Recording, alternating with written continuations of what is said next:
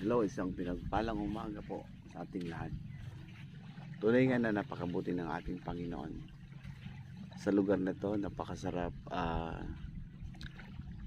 damhin. Napaka gandang i-appreciate yung nilikha ng ating Panginoon.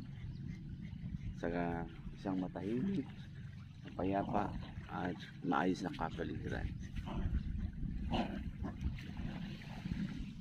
Sabi ng Panginoon sa kanyang salita, laksan ninyo ang inyong loob sapagkat napagtagumpayan ko na ito, ang mga bagay na ito. Sa ating mga anak ng Diyos, sa lahat ng mga nagtitiwala sa Kanya, maraming tribulation or maraming mga samot-saring mga pagsubok dumating sa ating buhay.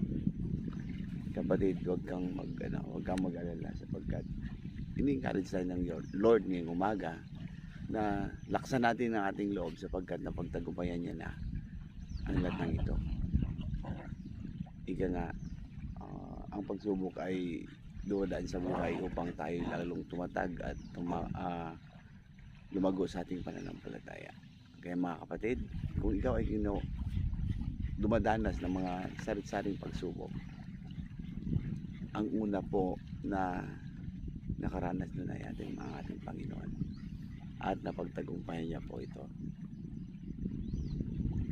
Kaya meron siyang pangako sa kanyang salita na hindi kita iiwan, hindi pababayaan man.